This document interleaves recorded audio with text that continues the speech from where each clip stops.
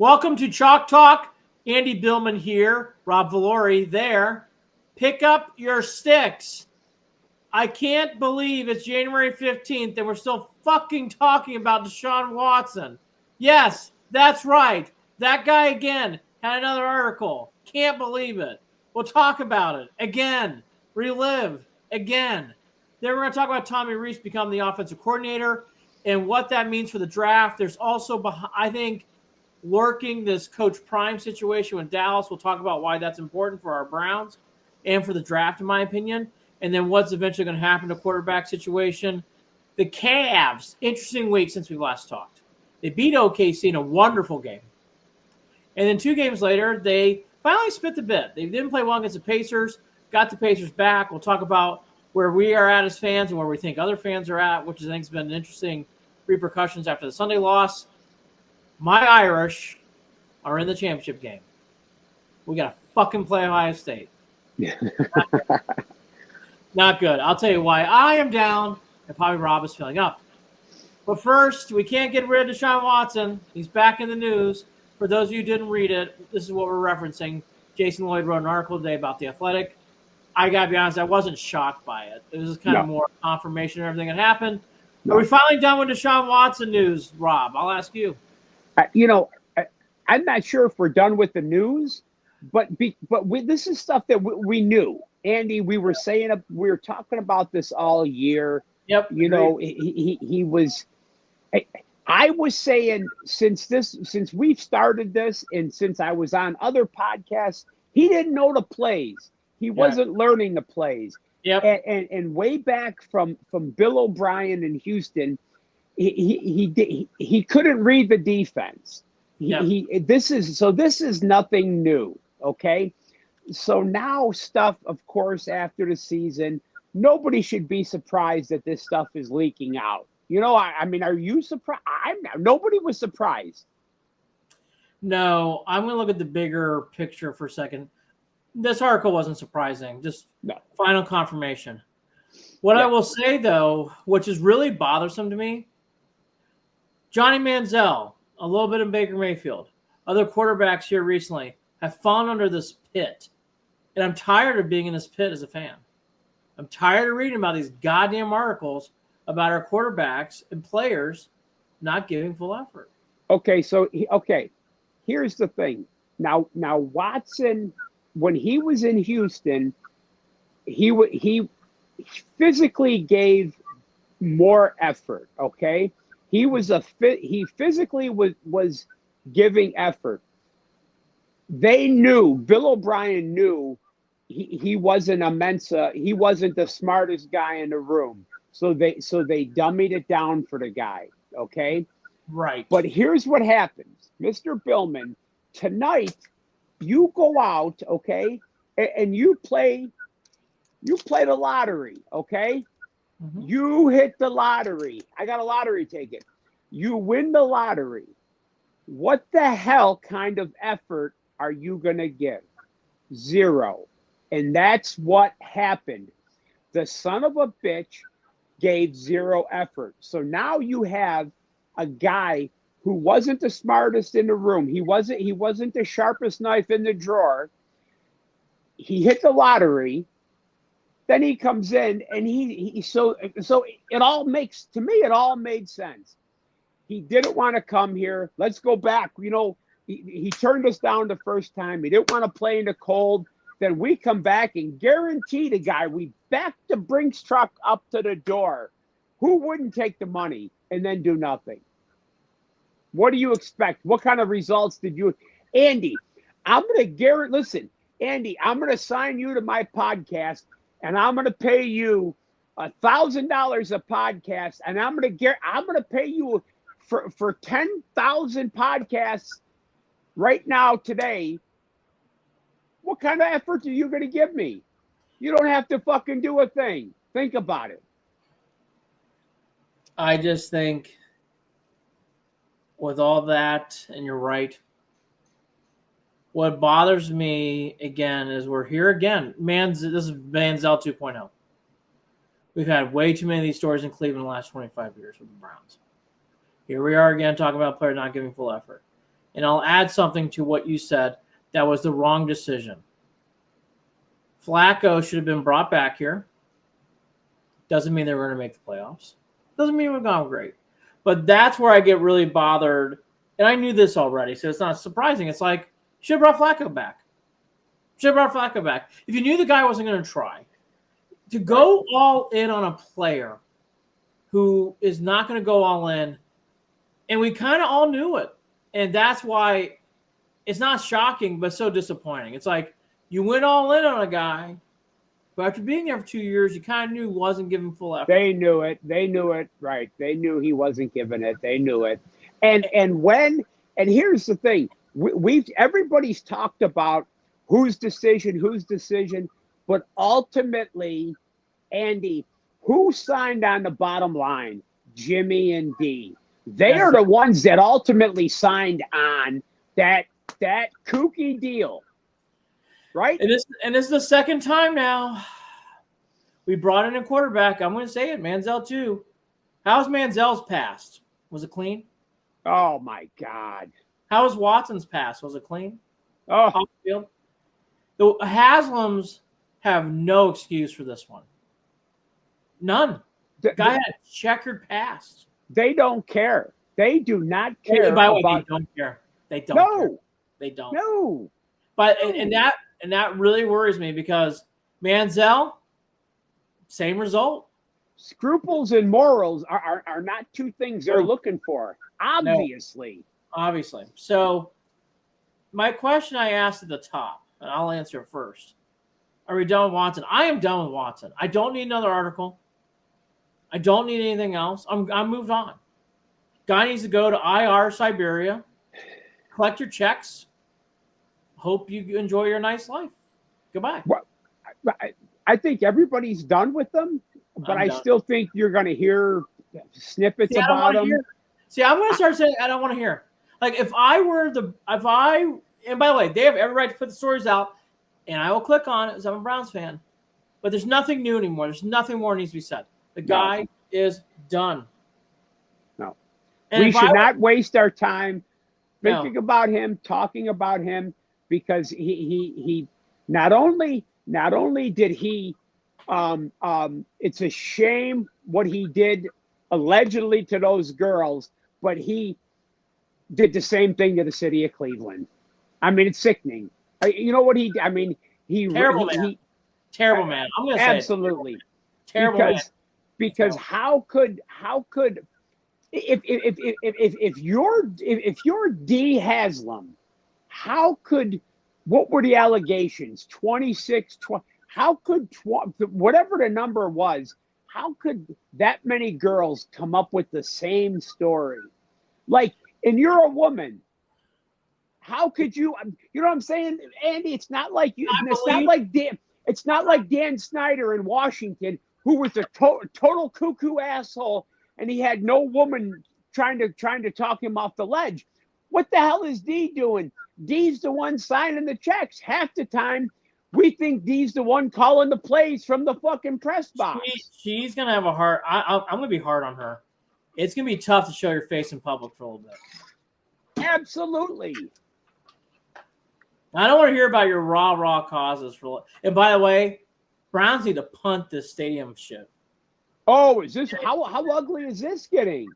And it's going to get uglier. And I'm going to remind people of this: the stadium stuff. The Haslams do want tax money. As soon as you want tax money, you're involving the government. Like, I don't think people understand this. If they were paying for the whole kit and caboodle, forget it. I don't even know if the city of Cleveland want to do much. They're not. No. They're asking money from the government. So, of course, they're going to put up a fight. They're going to put up a big fight. And I'm going to tell you, while I read into it, I don't think this is going to go away easy. The only thing that I read something the other day, the only thing the Haslams aren't doing is they're not backing the semi trucks up in the middle of the night yet. You know what I'm saying? I mean, this isn't good. This isn't good. And I don't. How do you see this ending? I mean, how do you see this in court? Court. I think it's going. By the way, it is going to court, and both sides have real issues here. And the city of Cleveland isn't perfect by any means, But like, and all that to be said, though, these two should have discussed it out. There's obviously, I'm convinced there are ways you could have done this in inner city Cleveland. I nor have the capacity or the time to explain why. But I'll say, I think there's ways to do it. There always is ways to do it. I've learned this in sports. There's always ways to do it in a city if properly planned. Outside of New York that has no land space. Outside of that place, there's always opportunities to do things. Learn that firsthand. You can do anything. That said, they didn't do it. They didn't, for whatever reason. And again, I know the city of Cleveland pulled some shit too, and they did. And they pulled some shit. And I think, again, Cleveland said, oh, they won't really do this. No, and they're going to. And now we're here. And everybody's pissed at each other. And now it's in public. And now it's uncomfortable. Yep. And you can keep saying we're going to keep digging holes in Brook Park. Okay. I mean, what is that? We need tax money, dude. Right. I mean, at some point you're gonna. And he could keep, and Haslam can keep on ignoring it and keep doing. But eventually, you're right. He needs tax money. If he was just doing it all himself, different story. It's a different story. It's like Rob. Different story. That's why for the Rams, Kroenke was such a unique case, because he paid for everything, from soup to nuts. When you pay for everything, no one's gonna stand in your way. Even St. Louis, they really couldn't stand in their way. That's not the case here. Right. And that's where I think the lines are blurred. Anyways, it's a mess. The Browns are a mess on and off the field. Okay, back to on the field. So Watson's gone. Hooray. So Tommy Rees and offensive coordinator. I wasn't surprised. I don't think I need to elaborate much. Stefanski's going to call plays next year. I'd be surprised if he's not now. Stefanski calls plays. This is his assistant on top of an assistant. Rees makes sense to me. Your opinion? Okay, absolutely.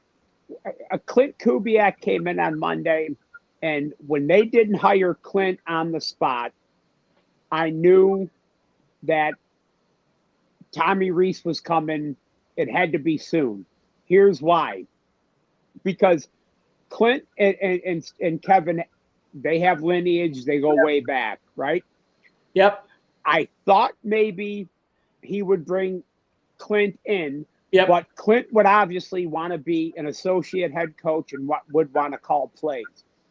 But you, myself, Jeffrey, and we aren't the only guys in town that have said, hey, listen, this has got to be it for Kevin and Andrew Berry. So if I'm Kevin, you're Kevin, you got to go down on your terms this year. Have to. So Tommy Rees it makes sense because, and everyone's saying wonderful things. I saw what Nick Saban said about him, but we're going to go back to Stefanski's offense, and Kevin's going to call the plays, and I'm fine with it. I know where you're going to go next, and go ahead, go next, please. Real quickly with Rees, he was the Notre Dame offensive coordinator. I think he's actually not a back corner. I think he's good. I will say there's some weird quirkiness to Rees. Rees is definitely and can be a hothead. That will show up from time to time. If people think Dorsey showed frustration, you're going to see that from Rees at times when the offense isn't working. Tommy has he's got an Irish that Irish will come out of him. He'll get fired up.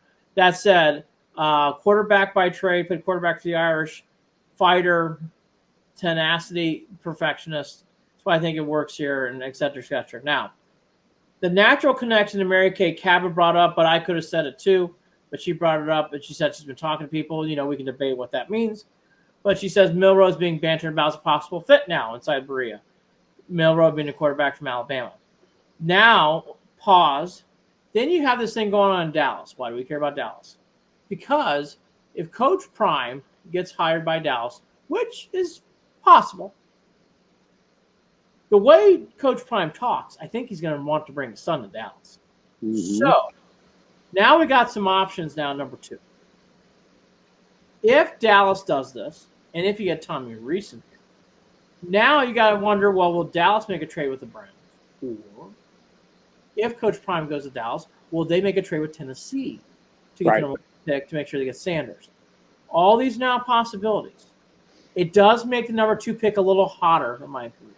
I actually think this pick gains some juice. I would actually, I'll let you tee it up first. What would you do? All these circumstances are being bantered now. Okay, there's a lot to unpack right there. If I'm Jerry, and I do hire Dion, which he's crazy enough to do it. He can do it. He's crazy enough to do it. I think he's got to go to Tennessee because you have to erase all doubt. Yeah. Who the hell is Tennessee's quarterback? Will Levis and Mason Rudolph? Yeah. So now maybe Tennessee, I don't know. You're going to get maybe he can't cut a deal with Tennessee and he's going to get assurance they're not going to take him. But I just don't know how you could take a chance that you're going to trade with the Browns at 2 and then Tennessee ends up taking Shedeur at 1. That's what I just don't know how they would do that. Here's go ahead. Here's the one catch I think that's very tricky for Tennessee. If people are like, well, what's the difference between Tennessee and Cleveland? Cleveland does have Myles Garrett. And Myles Garrett is a serious player, is an elite player that shines on the league. Tennessee just doesn't have that player right now. Tennessee has no identity players. They just don't. They do not have one. Thankfully for the Browns, we have one. You can argue there's other pieces like a Judy and Denzel Ward, but Myles is a star.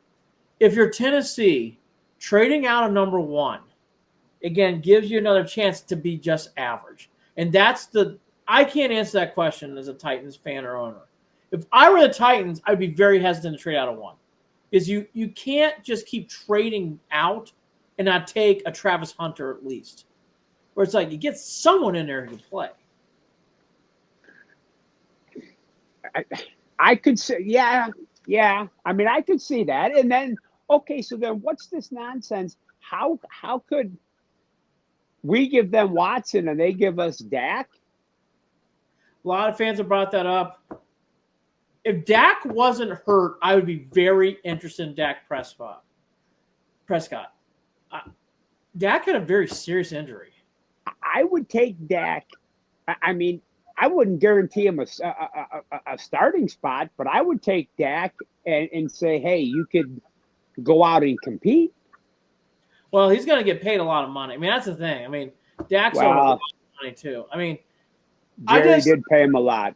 Paid him a lot of money. If Dak wasn't hurt, I'd be all over this discussion. Because he's another one. He what has he done in a big game?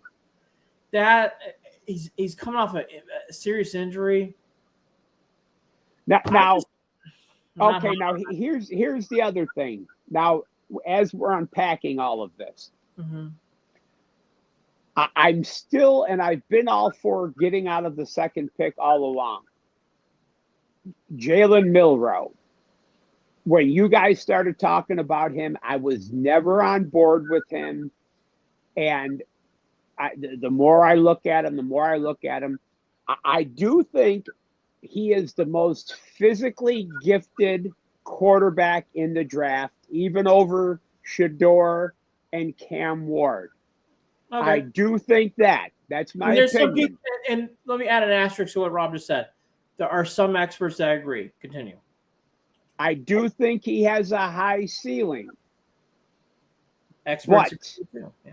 But I also think at the end of the day, I think that is he a second, third? Is he going to be Jalen Hurts? That's what I was going to say. That's what I was going to say. That's exactly what I was going to say. I can't read this. I don't know. I would never hate it if they did it in the second round or beyond, but I would always question it. I'm not a Cam Ward guy. I would not dislike Cam Ward being here. There's enough people giving approvals that I have to sit there and be like, all right, let's see what happens. I think Sanders is the best. I've been reading a lot of draft things. More experts tend to agree Sanders over Ward, but it's very close, and it's not a huge disparity. From what I can tell, more people lean Sanders, but it's not like it's a huge margin. And I get the feeling if you read the same reports, they might change their mind next week. But when I was reading and hearing people, it's very split. I do lean towards Sanders more. I think Milroe is just that. Is it Jalen Hurts? And Jalen Hurts went to the Super Bowl. Pretty good. And Jalen Hurts is playing well again for the Eagles. Not great, pretty good. Or is this more of like Anthony Richardson? Struggle? But here's the thing about Jalen Hurts. If the Eagles get down this weekend, if you get ahead on the Eagles, they're screwed. The Eagles can beat you this year because Saquon Barkley runs like a scalded dog. He is the Nick Chubb situation of the NFL, correct? Their passing attack is anemic. Let's be honest. I'll say it's very average. Very average. So without getting into too much detail about the Eagles, I just don't think that if the Eagles get down this weekend by 2 scores, look out! Look for the panic button because they're going to be hitting it. If he's got to throw the football, look out. I actually like the Rams a lot this weekend. I actually think McVay is a quiet dog. I think they're going to win. I do. Actually, it's more about the Rams for me at times too. I think the Rams are better than what people think. I just think they are. I know people are like they're only playing well at home. I think the Eagles are beatable. In fact, I think I'm here. I'm going to just say it. And I know people are like, go up with the Bills and Ravens. I think this is turned into a chalk walk. I like the Chiefs and Lions a lot, and I'm putting money on it. I actually like the Chiefs and Lions a lot. I think, can the Bills win it? Yes. Do I think the Ravens can win it? Yes. I just am that strong on the Chiefs. And the NFC, I think the cloud is kind of cleared up. I don't see the Lions losing the Commanders. I don't see them losing that next game. I don't. I would love to see Jaden Daniels somehow hang around and pull it out, but I don't see it either. Now the week off, I think that would really benefit the Lions. I think the Lions needed a week off. Anyways, that's for the different podcast. But back to us. The one thing I want to caution about trading down, because I've seen this in my eyes, trading down doesn't mean you get more good players. The Browns have squandered trade downs a lot. So you got to be really sure Travis Hunter's not worth the 2. You got to really make sure Cam Ward or Abdul Carter's not worth the 2. I think Hunter is. I think Hunter's a star. I think he's really being overlooked in this draft, which I actually am now starting to say I don't understand. He can really play. A wide receiver, I'd be taking him like. But that's not me. And frankly, there's more people who are on the other side of this issue. So I'm becoming more of the minority.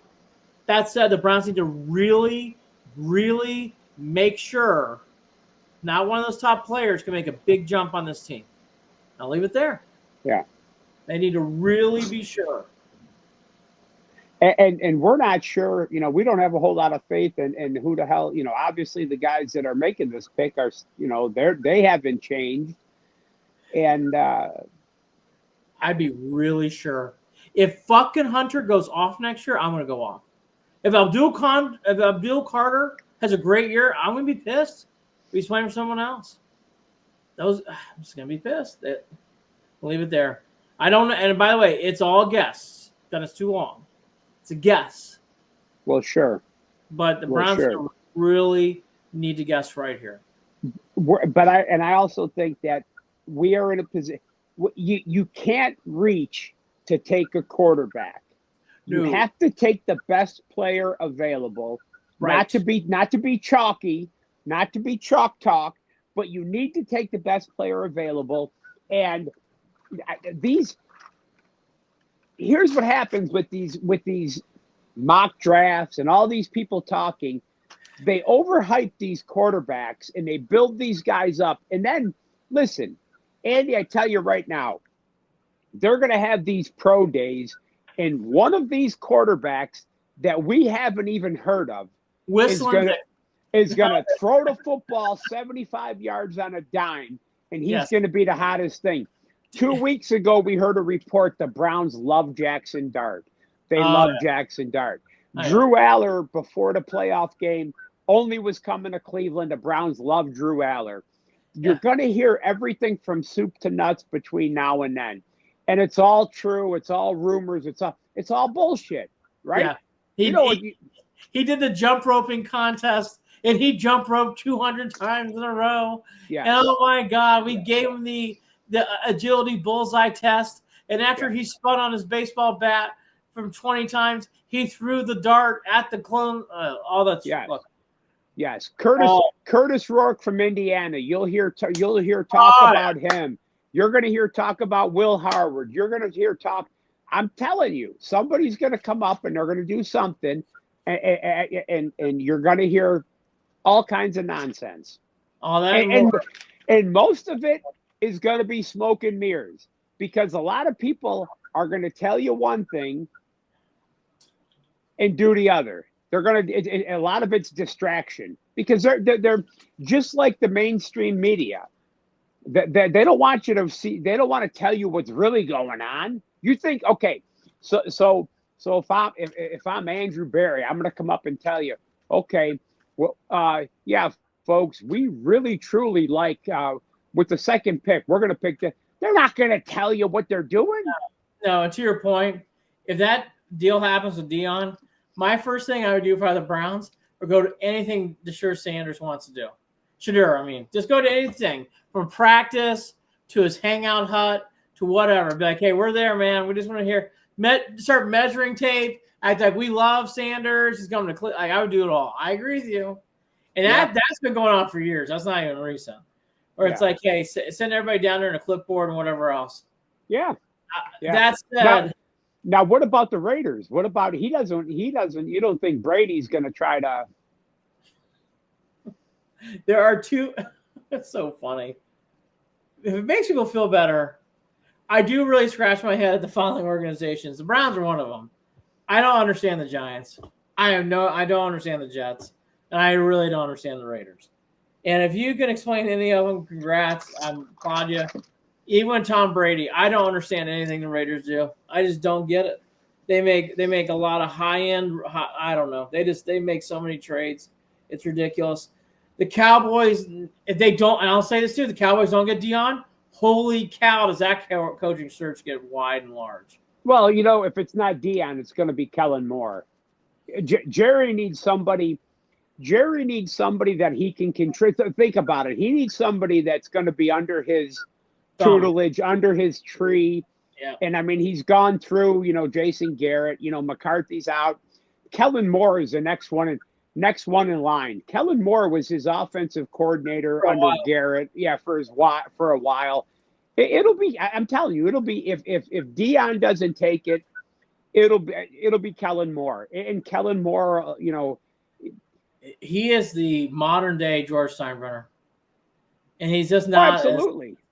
He's just not as angry, but he is really modern day George Steinbrenner. And listen, you could put Kellen Moore, Bill Belichick, or Jesus Christ there, but as long as Jerry Jones is the GM, how are you going to win football games with that guy picking players?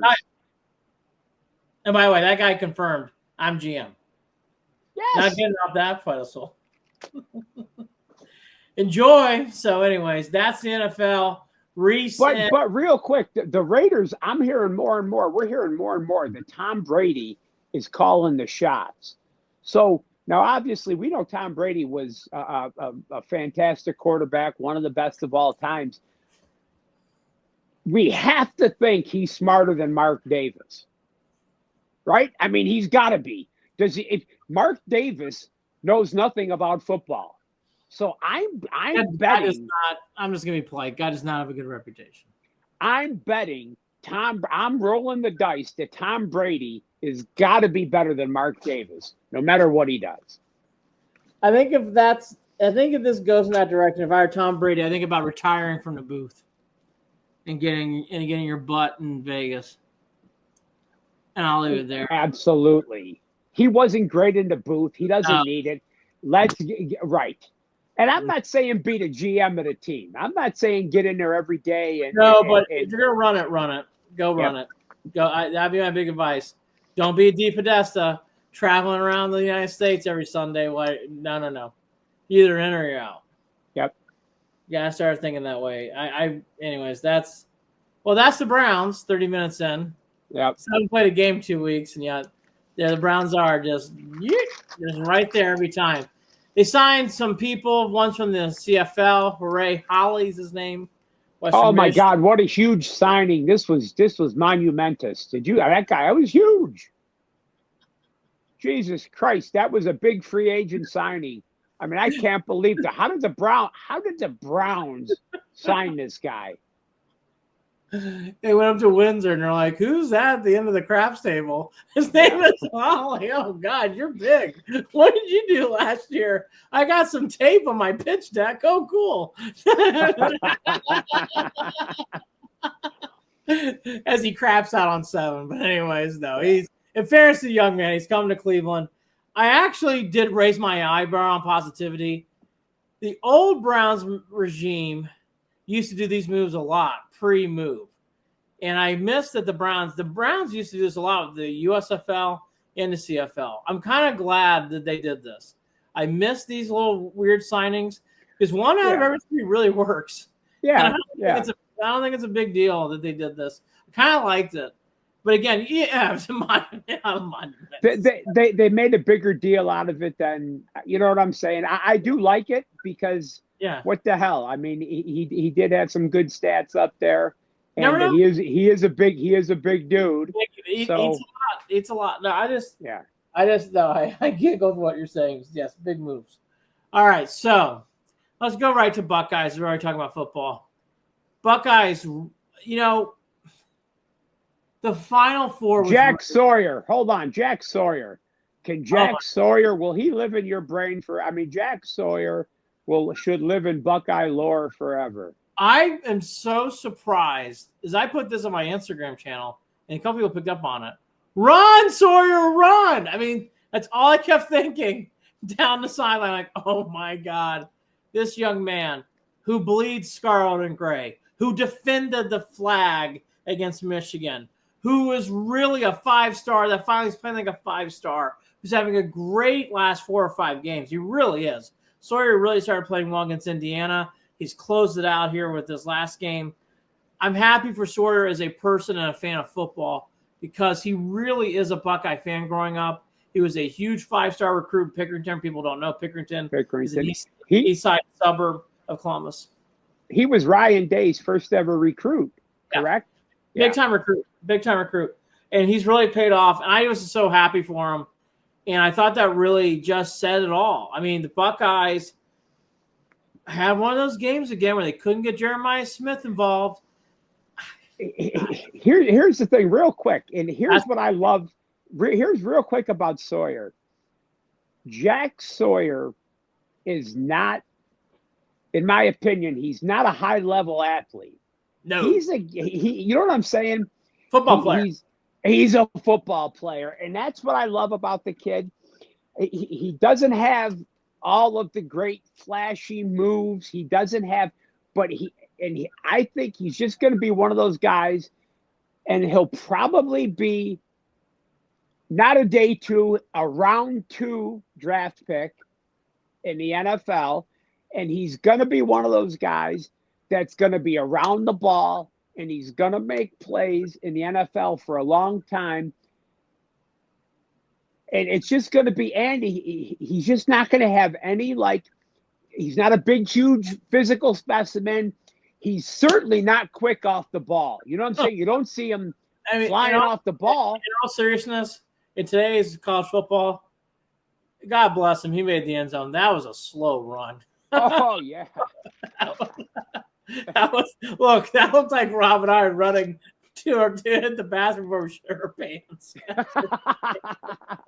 I mean, I love you, Jack, but my God, wow, that was like speed 2 out of 5. But he made it. But that's what I like about it. It reminded me, I'll compare it to players we remember. That's something Clay Matthews would have done. That's something, those kind of players that I kind of miss that Jack has. He just has that edge of wanting to win. Yep. And winners that have talent find ways to break through. It took him a while. Jack has really not had a bad career, but it's been average. Again, until the Indiana game. Something's changed, and from then on out, he's been – Michigan game one player played really well in that loss. He played great, and I lost. And he's been on fire since. And I think it's great for the team. I'm going to hit back my other point, though. This ridiculousness of not getting Jeremiah Smith more than one touch. Yeah, but here's the thing, though. They weren't going to let him. They weren't going to let Smith beat him. They had a guy on him. They had a corner on him, and then they had a safety over the top. I mean, they weren't. That's why Carnell Tate had as many catches as he did. Yeah. They were to their credit, to Texas's credit. They basically had two guys, sometimes three, basically shadowing Jeremiah Smith the entire game. Oh, yeah. If they were going to lose, they were going to lose to anybody other than him. So that's why I don't think it was the game plan, and I don't think it was Will Howard. In defense, they just did a good job of locking. I mean, there were bodies all over him all day. Ryan Day and Chip Kelly need to watch film in the late 80s, early 90s of the Irish. Rakib Ismail always got that kind of stuff. And what they started doing is in and arounds, reverses, getting him the ball. But throw a screen, do a jet sweep, somehow get the kid a mesh, get the kid the ball in somehow. I do agree there. You got to make changes this next game. Got to make adjustments. You got to get him the ball. The Irish had a crowd. Again, both games were very good. Excellent Final Four. Texas, I thought put up a good fight. They did what I thought they were going to do, and the Buckeyes just kind of wore them down. I thought the biggest play in that Buckeye game, well, there's two that gets forgotten outside of Sawyer. Sawyer's played the game. But the Henderson touchdown run in the first half, it took all the wind out of the tie for Texas. I thought that was bad. That was bad. I mean, they scored, and then the next play, I mean, that was just big letdown for Texas. Yeah. And the other one was fourth down, Will Howard getting that first down on a scramble up the middle. What a call. What a call. Great play. It gets forgotten in this sense. He did a great job getting the first down there. Also on that same drive, there was a great third down play. The pass was average, but the blitz pick up by the running back, I couldn't remember if it was Judkins or Henderson. He picked up the blitz, and they got Tate the ball for a first down. That was a huge play. The Buckeyes really had timing moments and big spots to get first downs. And that goal line stand, Ohio State's done that all year. They made another big goal line stand when the time mattered. They really have come 180. I'm the biggest Irish fan for me.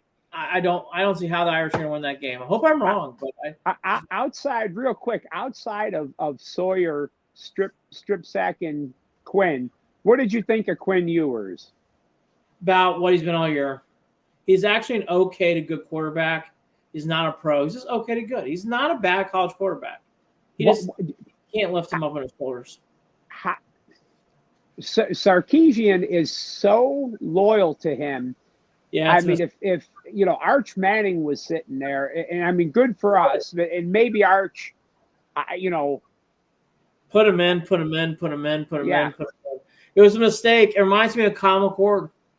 Like, I thought Kyle McCord was okay, the good. He wasn't great. It's what Quinn Ewers reminds me of. Quinn's a little better than McCord was last year, but he's okay. But Kyle McCord, that's funny you bring him up. He goes to Syracuse and rips it. And throws for 4,000 yards. Don't be surprised if Kyle McCord gets drafted in day 2 to either Cleveland or Cincinnati. Kyle McCord's going to get drafted to one. And I'm not saying Kyle McCord is going to be. Somebody's going to draft that guy. He's got third string written all over him. He's going to be on some practice squad. He will. Drafted practice squad. He will be. I agree. But no, I thought I can see Zach Taylor drafting him, and they stash him somewhere because he although he does make stupid boneheaded interceptions, but I mean I can see somebody drafting that kid and. The only thing I'll say about Texas, you made a good point. If I'm on a Texas podcast, I'd be like, Arch Manning. Why not Arch Manning? I don't understand it. Arch Manning's really good. I just don't get it. I don't know what else to say. They're Well, only gonna get now it'll be his time. This year it'll be his time. 1 year. I don't know. I don't understand it. I don't understand it. That's not our problem. Real quickly on Penn State. You know, if I were Coach Franklin, the next time I'm on a dais with another coach, you know, I would not rib the opponent or school on the dais. You know, he is a strange man, strange coach. For people who missed it, on the dais, he midway through goes, you know what? Notre Dame needs to be in a conference. Notre Dame should be playing in a conference like everybody else did. And for those who don't know, Notre Dame does have an NBC contract. They make a lot of money. Here's the risk and reward of this whole thing. See, Notre Dame's hitting it big because they collect all the royalties from going to these playoff games. In the case of Penn State, it gets split up among the conference. So, you know, they're kind of splitting it up. Notre Dame collects all of it. But there's the other half of that. And Notre Dame doesn't make the playoffs. The year's kind of a loss. So the one thing I always want to tell Franklin is, but you got to understand the risk Notre Dame's taking. They don't make the playoffs. They kind of don't hit the black. They kind of go in the red. They don't make any money. They have to make the playoffs to make the big bucks, to play the NIL. That's the risk they're taking. And then Franklin went on to say, well, the SEC should be playing more games. I wouldn't even say that either. Their schools get more money because they're playing an extra conference game. That only helps out your school's spending ability for NIL. Don't say, it hurts the SEC. They're not playing 9 games. So I don't understand Franklin's whole, he's a strange guy. That whole week, he kind of had that whole, that whole big brother mentality with Marcus Freeman and the black coach thing, which I thought was so bizarre. And Marcus Freeman, a couple of times, you could see him looking at him like, "What the hell?" You know, I mean, it was just rip me in my school on a day. Yeah, it was just that. What is it that? was just and you know, I've never trusted Franklin to win a big game. With all the talent and with all the stuff he's had around him, he's always just been like weird.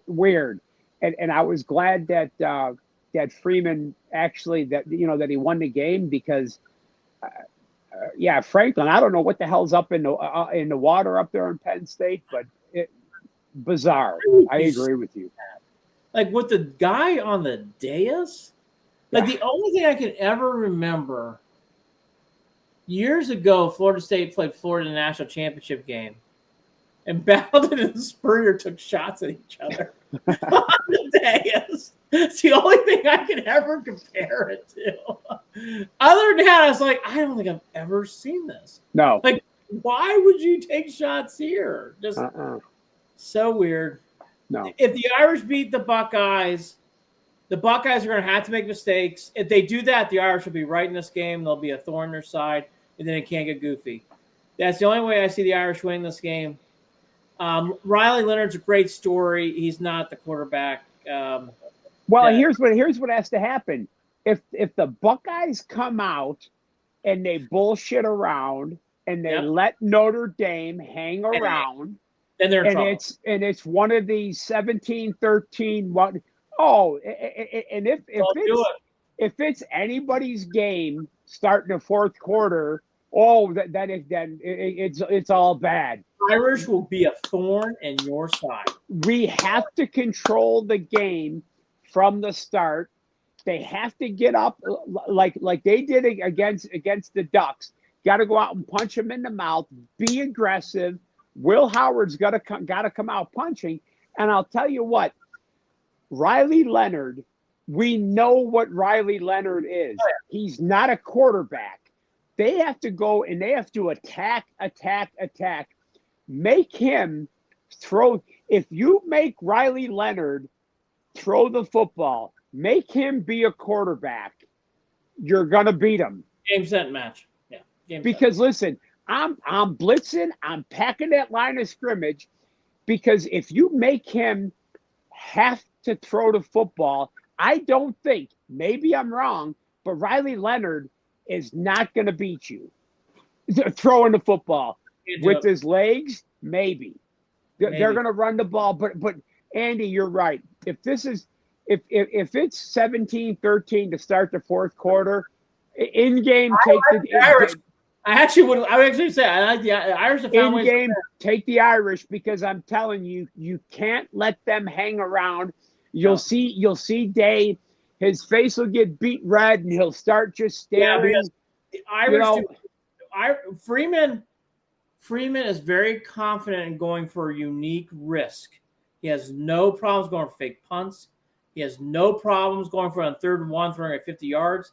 And against most teams, like, no. Against why I say, I'm like, I get it, go. See if you can just break one loose and get a flag. Like, I kind of get there. That's the kind of stuff you need to see in this game if the Irish win. And what I said about the Penn State game, if it's close, fielding has been so, but Jeter, who was hurt all year, Jeter in the playoffs has been dynamite. So if it comes down to a kicking game, I really don't like it. It can't be.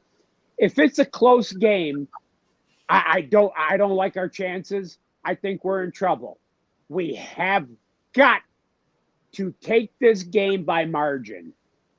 If you get up by 10 or more, good night. Yeah. If it's 10 or under, watch out. Yeah, absolutely.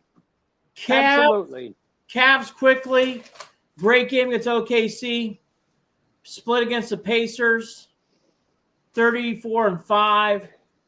They're just rolling along. Everybody kind of freaked out after the loss as much as they freaked out about the win. So it kind of evens itself out. The Cavs, look, we're all Cleveland fans, but out of 3 teams, it's funny. The Browns, if we lose, we get more fascinated. The Cavs and Guardians, it's like we go, woo! Like we turn our nose and we go away. Well, we're a football town. Always have been, always will be. We are so, oh my God, we always find hope with the Browns. The other 2 teams, like, forget it. That said, I thought that was good to see what the Cavs win. I talked about this online, so I'll talk with you real quickly here. I love this zone defense by Atkinson. I think it's going to be a real weapon down the road. If people haven't seen it, the Cavs are doing this. It's almost like a 3-2 type defense, and it's really well done with Mobley and Allen backing up as the guys on the end line. I like it. I really do. I like it a lot. The only thing, and I said this to you earlier, the only thing they got to be careful is don't go to it too much. And if you give guys like Carlisle and especially Joe Mazzulla up in Boston and Tommy Thibodeau in New York, you give them between now and April to figure it out. They're going to figure out how to beat the zone. You know what I'm saying? So that's an issue that I do like it. And I think if you put it in certain situations, get it locked in now and then bring it back in the playoffs. I do like it. I do agree with you. Let's see it a little bit here and there. But here's the thing. Indiana, they knew, I felt at a couple of times they knew what to do, because you get, like, they had Siakam go right in the middle of that zone, and he wasn't hitting those little 15-foot jumpers. I mean, that's going back to AAU basketball. That's going back to, they learned that high school, AAU basketball. But when they're seeing that on the fly, Andy, they're like, holy shit. You know what I'm saying? Just like we were talking about the Pacers. How sustainable is it to run a full court press? Not in the modern NBA in the playoffs. No. They'll pass out. They really will. The short benches, you'll pass out. Yeah. That said, they do match up. The Pacers and Celtics, even not so much the Hawks, but the Celtics and Pacers, if we as Cavs fans happen to play them, we got to take them seriously. Those are 2 teams that are very real that played Eastern Conference Finals last year that I think will be thorns. Real quickly, do you care if the NBA All-Star game, if these guys get in or not? Do you care? Have any pull? Are you going to be waiting up at night, clicking on yes for Mobley and Garland to get in? No. I had no vibe on the All-Star game either. I hope they get in because they get more money, but I don't really care. And that's sad. No. Nope. Don't care. They ruined it. They ruined it. Nobody cares. Let's go. Ask Brian Windhurst. Talk. Subscribe and click like. Put your comments in. We're going to do some big announcements soon on some new things that are coming. It'll be very exciting. We'll do all sorts of explanations. Jeffrey, you'll get to know him more. He'll do charts. And we'll get to know Howard Ross more off screen. He doesn't come on screen, and maybe he'll come off screen and on screen. And we'll get to know all more of this big family of ours that's being developed and more on that. But again, for now, please subscribe to Chalk Talk. Great. Again, it's amazing. Browns don't play. You have to make a bunch of news. They just always make they always make news. All right, Rob, have a great one. Take care, everybody. See you guys all here next week. Bye-bye.